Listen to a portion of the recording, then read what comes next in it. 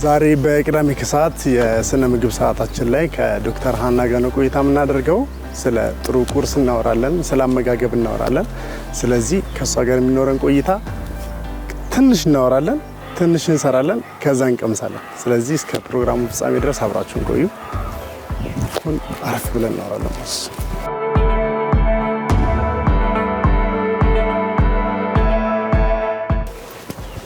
እስኪ በመጀመሪያ ራስሽን በደንብ አስተዋውቂ። እሺ፣ እኔ ጠቅላላ ዶክተርና የስነ ምግብ ባለሙያ ዶክተር ሃና ማርያም እባላለሁ። ዶክተር ሃና እንግዲህ ያው ዛሬ ስለ ስነ ምግብ እናወራለን። ስነ ምግብና ኑሯችን ምንና ምን ናቸው የሚለውን ከሱ እናንሳና ከዛ በኋላ ስለ አመጋገብ እናወራለን በደንብ። እሺ፣ ስነ ምግብ ስንል በመጀመሪያ ማንኛውም ሰው በቀን ውስጥ የሚያስፈልገውን መጠን ከተለያዩ ንጥረ ነገሮች አጠቃሎ ይዞ ለሰውነቱ የሚሰጠው ያበላል ዘይቤ ወይም ያበላል ስርዓት ነው። ስለዚህ ኑሮ ስንል ደግሞ ያበላላችን ሁኔታ የአካላዊ የመንፈሳዊ ጤናችንን ያካትታል። ስለዚህ ስነ ምግብና አኗኗር ብዙ ትስስር አላቸው ማለት ነው። በዋነኝነት ለጤናችን፣ ለጥንካሬያችን፣ ለእድገታችን በይበልጥ አስተዋጽኦ የሚያደርገው ያበላላችን ሁኔታ ነው። ስለዚህ ትስስሩን ግንኙነቱን ያሳየናል። አሁን ብዙ ሰዎች እንግዲህ የጥሩ ቀን ከጥሩ ቁርስ ይጀምራሉ የሚል አባባል አለ። ስለ ቁርስ አንቺ የቁርስ ሰው ነሽ? የቁርስ ሰው ነኝ። ስለዚህ ጥሩ ቁርስ ምንን የያዘ መሆን አለበት? ጠዋት ስንነሳ ወደችን ጾም ሆኖ ነው የሚነሳው ጠዋት ላይ። ስለዚህ ቀን ላይ የሚያስፈልገውን ኃይል፣ ቀን ላይ የሚያስፈልገውን ጥንካሬ የሚያገኘው ጠዋት ላይ ተነስተን ከምንበላው ምግብ ነው። እኛ እንደ ስነ ምግብ ባለሙያዎች ቁርስን፣ ምሳን፣ እራትን በደንብ እንዲበሉ እንመክራለን። ስለዚህ ቁርስ የመጀመሪያው ምግብ እስከሆነ ድረስ ሁሉንም ንጥረ ነገር እሱን ስንል ካርቦሃይድሬት፣ ፕሮቲን፣ ስብ ወይም ፋት የምንለውን ቫይታሚንና ሚነራል፣ ውሃን አጠቃሉ ሁሉንም የያዘ ምግብ እንዲመገቡ ነው የምንመክረው። ስለዚህ በአንድ ሳህን ላይ ቁርስ ሰው ሲያዘጋጅ ሲበላ እነዚህን ነገሮች በመጠኑ ይዞ ሁሉንም ያካተተ ንጥረ ነገር ለሰውነቱ ቀኑን ሙሉ ሊያውለው የሚችለውን ኃይል የሚሰጠውን ምግብ እንዲመገብ ነው የምንመክረው። ስለዚህ አሁን ለምሳሌ ቁርስ ብለን ብናወራ አቮካዶ ይሄ ስብ ከሚሰጠው ግሩፕ አድርገን ልናየው እንችላለን። ፕሮቲን እንደ እንቁላል የተቀቀሉ 2 እንቁላል ብንል፣ ለምሳሌ ዳቦ፣ ለምሳሌ አጃ፣ ይሄ ኦትስ የመሳሰሉትን ነገር አንድ ላይ አደባልቀን መብላት እንችላለን። ቫይታሚንና ሚነራል ደግሞ ይሄ ከለር ካላቸው ምግቦች ወይም ቀለም ካላቸው ምግቦች ጨምረን በአንድ ሳህን ላይ በመጠኑ ስንመገብ በቀኑ ላይ ያለንን የሚያስፈልገንን የካሎሪ ወይም የኃይል መጠን ይጠብቃል። ስለዚህ የተመጣጠነ ምግብ ከቁርስ ይጀምራል ማለት ነው። አሁን ምግብ ሕክምና ሆኗል። ሰዎች በፊት አመጋገባቸውም ላይ ምንም ላይ መስላቸው ይችላል። የሚወደውን ሰው ሁልጊዜም የሚወደውን ነገር ነው መብላት ደስ የሚለው። ግን አሁን ምግብ ሕክምና ሆኗልና ሰዎች በሚበሉት ምግብ መታከም ይችላሉ። ሰዎች ምግብን የምናስተምረው እንደ ፕሪቬንቲቭ ነው ወይም ይሄ ጥሩ አኗኗርን በሽታን ለመከላከል እንደ መከላከያ ሚንስ አድርገን ነው የምንመክረው። በሽታ ከተፈጠረ በኋላ ያንን ህመም እንዲድኑ ወይም እንዲያስተካክሉት ወይም ኮንትሮል ውስጥ እንዲያስገቡት ነው የምንመክረው። ብዙ ጊዜ ግን አመጋገብ ሲባል ከበሽታ በፊት ከአኗኗራቸው ከልምዳቸው ጋር አስተካክለው እንዲሄዱ ነው የምንመክረው። ስለዚህ ምግብ ጤና ሆኗል። ምግብ ከሕክምና ጋር ተያያዥነቱ በጣም እየጨመረ መጥቷል። ግን አንድ ሰው ሲታመም ብቻ አሁን ብዙ ጊዜ እኛ ማህበረሰብ ላይ ህመም ሲመጣ ወይም ይሄ ኪሎ ለመቀነስ ኪሎ ለመጨመር ወይም ደግሞ ስፖርተኛ ሰው ነው ከምግብ ጋር ያይዞ ትኩረት የሚሰጠው። ምግብ ግን እድሜ ማይገድብ ጾታ ማይል ከትንሽ ጀምሮ ትኩረት ሰጥተን ማየት ያለብን ነገር ነው ብዬ አስባለሁ። ስለዚህ ማንኛውም ሰው በማንኛውም ኑሮ ደረጃ ላይ ያለ ሰው ቤቱ ካለው ነገር በአጠቃላይ ጀምሮ እያንዳንዱን ነገር ያለውን ነገር ከተለያየ የንጥረ ነገር ግሩፕ አጠቃሎ መብላት ይችላል። ያኗኗር ሁኔታውን ማስተካከል ይችላል ማለት ነው። ኑሮና ስነ ምግብ ያልኩትም ለዛ ነው። አሁን ብዙ ጊዜ ሰዎች ስለ ስነ ምግብ ሲያስቡ በጣም ውድ ነገር በጣም በቃ ይሄ ምንድነው የሞላላቸው ሰዎች የሚያደርጉት አይነት ነገር አድርጎ ነው የሚታሰበውና ስነ ምግብ በዛ ልክ ውድ ነው። ስነ ምግብ ብዙ ጊዜ የምናየው ይሄ ሶሻል ሚዲያ ላይ የምናየው ሌክዠሪ መሆኑን ነው። አሁን ይሄ ብዙ ጊዜ ኒውትሪሽን ሲባል አፕልን ነው የምናስበው፣ ይሄ ሱፐርማርኬት ገብተን የምናያቸውን የምንበላቸውን ምግቦች ነው። እኛ ግን ብዙ የሰብል ምግቦች የእህል ምግቦች አሉን እና ያንን ንጥረ ነገር ልናገኝበት የምንችለው ነገር ነው። ትኩረት የምንሰጠው ወደ ሶሻል ሚዲያ ስለሆነ የኒውትሪሽን በማህበረሰቡ ያለው አቀባበል እንደ ውድ እንደሆነ ነገር እንደ ሌክዠሪ እንደሆነ ነገር ነው የሚታየው። ግን ኒውትሪሽን የሚጀምረው ከአበላላችን ስርዓት ነው። እስካወቅን ድረስ ፕሮቲን፣ ቫይታሚን፣ ሚነራል፣ ካርቦሃይድሬት የተባለውን ነገር ከእህል ዘሮች፣ ከሽሮ፣ ከእንጀራ እኛ ኦሬዲ ከምንበላቸው ምግቦች ማግኘት የምንችለው ነገር ነው። ስለዚህ ማንኛውም ኑሮ ደረጃ ሳይገድብ ጥሩ አመጋገብን፣ ጥሩ የምግብ አዘገጃጀትን እንደዚህ አይነት ፕሮግራም ውስጥ መግባት ይችላል ማለት ነው።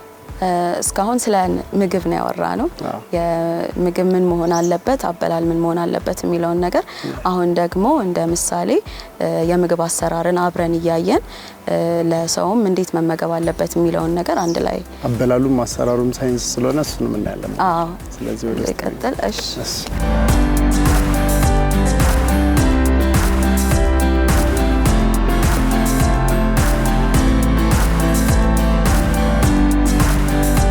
ምግቡ እንደምታየው ተዘጋጅቶ ነው ይጠብቀን። ስለ እያንዳንዱ እንየውና አሁን የምናየው የቁርስ አሰራር እንዴት በቀላሉ ማዘጋጀት እንደምንችል የሚለውን ለማየት ነው። ስለዚህ ቅልል አለብኝ ራሱ እዚህ ጋር አሁን ብዙ ጊዜ እንደዚህ ስለ ምግብ ሲሄድ ሙልት ብሎ ነው። አሁን ይሄኛው ቀልል ያለ ቁርስ ለመስራት የሚሆን ነገር ስለሆነ በቤታችን ውስጥ በቀላሉ ልንሰራው የምንችለው ቀለል ያለ ቁርስ ነው ይሄኛው። እያንዳንዱ የያዘውን ነገር እኔ እዚህ ጋር አትክልት እናያለን። ፓፓያ፣ አቮካዶ፣ ሙዝ ነው። ይሄኛው ይሄ ቅድም ካልነው ከለር ካላቸው ምግቦች ቫይታሚን፣ ሚነራል አት ዘ ሴም ታይም ሙዝ ደግሞ ፋይበር ሪች ስለሆነ ለዳይጀሽን ይጠቅመናል ብለን ያዘጋጀነው ይሄኛው። እዚህ ጋር አጃ ወይም ኦትስ የምንለው ብዙ ጊዜ በቤታችን ውስጥ ያለ ነገር ነው።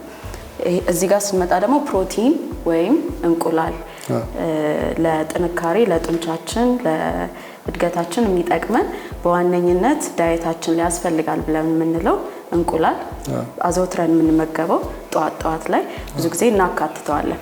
እዚህ ጋር ለጣፋጭነት ብለን ሲረፕ አዘጋጅተናል። በቤት ውስጥ ባለው ማርም ቀለል ያለም ነገር እሱን ሰብስቲቲዩት ማድረግ እንችላለን። እሱን መተካት እንችላለን። ኦትስ የሌለው ሰውስ ቢኖር ኦትስ የሌለው ሰው ለምሳሌ እንደ ቂንጬ እንደ ሩዝ አርጎ ካርቦሃይድሬትን መተካት ይችላል። በመጠኑ እስከሆነ ድረስ ቤት ባለው ነገር አቅልሎ እንደዚህ አርጎ መጠቀም ይችላል። ስለዚህ ቀላል ቁርስ የሚለውን በቀላሉ ለማሳየት ሞክረናል። አሁን እነዚህ ነገሮች በኋላ ላይ ተቀላቅለው በደንብ አንቺ ሰርተሻቸው እንበላቸዋለን። ግን ሰው በጣም ጠግቦ መመገብ ከዛ ውጭ ደግሞ የምግብ ሰዓትም እያሳለፉ እንደ ዳይት የመቁጠር ነገር አለ። እሱ ሀሳብ ላይ አንድ ነገር ብናነሳ ደስ ስለሚለኝ ነው። እሺ ለየብቻ ስናያቸው ጠግቦ መብላት በተለይ ጠዋት ላይ ሰውነታችን ላይ ወደ ግሉኮስ ደማችን ውስጥ ያለውን ግሉኮስ ባንዴው ከፍ ያደርጋል። ይሄ ደግሞ ጫና ይፈጥራል ጤናችን ላይ። በአጭር ጊዜ የሚኖሩት ችግሮች አሉ፣ ለረጅም ጊዜ የሚመጡ ችግሮች አሉ። በአጭር ጊዜ ይሄ የድካም ስሜት በቃ ከአቅም በላይ ከጭንቀት ምክንያት ሰውነታችን ላይ ድካም፣ ስራ ላይ መድከም፣ ፕሮዳክቲቪቲያችንን ኦቨርኦል የመቀነስ ሁኔታ ይኖራል።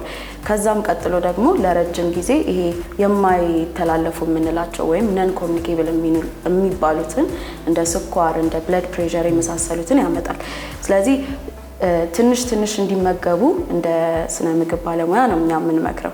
ምግብ መዝለል ወይም መራብን ደግሞ ሰውነታችን የሚያስፈልገውን ካሎሪ ወይም ኃይል እንዳያሟላ ነው የሚያደርገው። ስለዚህ አሁንም በተመሳሳይ የድካም ምልክት፣ የአቅም ማጣት፣ ከዛ ሰውነታችን ደግሞ ያንን ካሎሪ ወይም ግሉኮስ ደማችን ላይ ሲያጣ ወደ ጡንቻ መስበር ጋር ይሄ መድከም፣ የአቅም ማጣትና ይሄ ትክክል ያልሆነ የኪሎ አቀናነስ ሁኔታ ውስጥ ይገባሉ። ይሄ ደግሞ በኋላ ላይ በሽታ የመከላከል አቅማቸውን ይቀንሳል፣ አቅማቸውን፣ ኃይላቸውን እነዚህን አፌክት ሊያደርግ ይችላል። ስለዚህ እኛ የምንመክረው ቁርስ፣ ምሳ፣ እራት በሁሉንም ንጥረ ነገር ባካተተ መልኩ እንዲመገቡ ሳይዘሉ። ስለዚህ ቁርሳችን አሁን ለምሳሌ ጠዋት ላይ የምትነሱ ሰዎች ካላችሁ በቀላሉ እንዴት እንደሚቀላቀል ከዚህ በኋላ ሀና ነች የምታስተካክለው። ይቀላቀልና ጥሩ ቁርስ በልተን ቅዳሜያችንን እንጀምራለን ማለት ነው። ማግዘው ነገር ከሌላው ከዚህ በኋላ ያንቺ ሰዓት። እሺ። ስለዚህ አንቺ ነሽ ተስተካክል ይቀርባል። ኦልሬዲ አዘጋጅተናል። ብዙውን ነገር ለብ ያለ ውሃ ይዘን እንጀምራለን።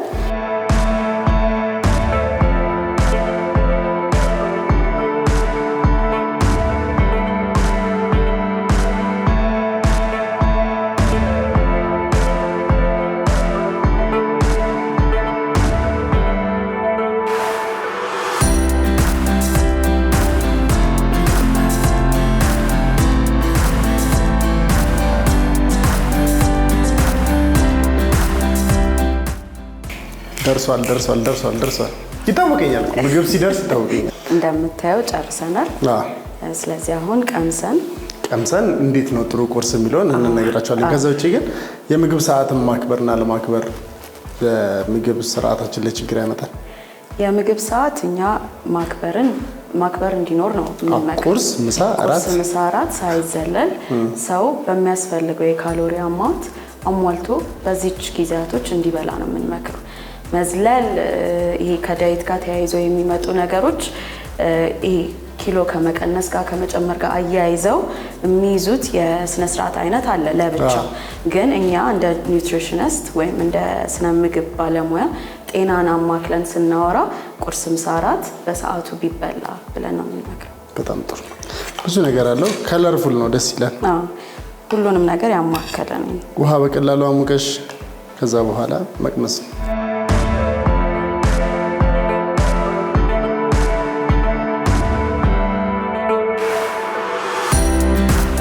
በጣም አሪፍ ነው። የራሴ ሙያ።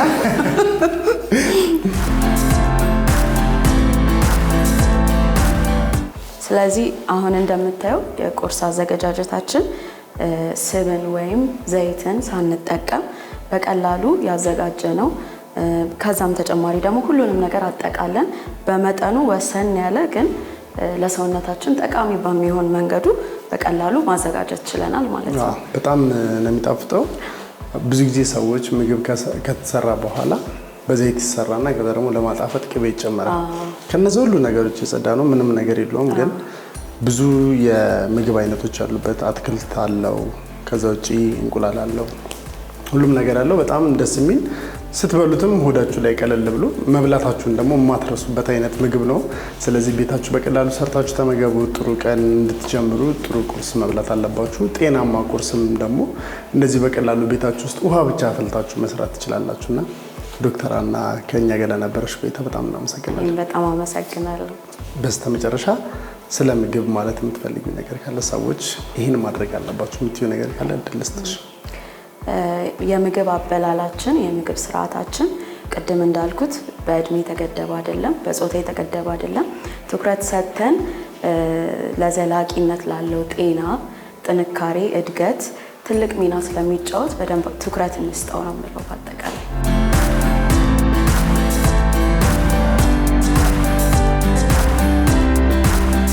ደስ የሚል ጣፋጭ ምግብ ነው የበላ ነው። አቀራረቡን ካያችሁት በጣም ሳይዙ አነስ ያለ ነው፣ ግን በደንብ መብላታችንን ማንረሳበት። ከዛ ውጭ ደግሞ በጣም ጣፋጭ ነው። ምንም አይነት ቅባት የለውም። በጣም ጤናማ ቁርስ ነው። ቀናችሁን ደስ ብላችሁ እንድትጀምሩ ጥሩ ቁርስ በልታችሁ ከቤታችሁ ወደ ስራችሁ ወደ ትምህርታችሁ መሄድ ትችላላችሁ። በስነ ምግብ ሰዓትም እኛ ውጭ እየወጣን የምንሰራው እንግዲህ እናንተ እኛን እየተከተላችሁ እየሰራችሁ እየበላችሁ ጤናችሁ እንድትጠብቁ ነው። ቅዳሜ ከሰዓት ይቀጥላል። አብራችሁ ቆዩ።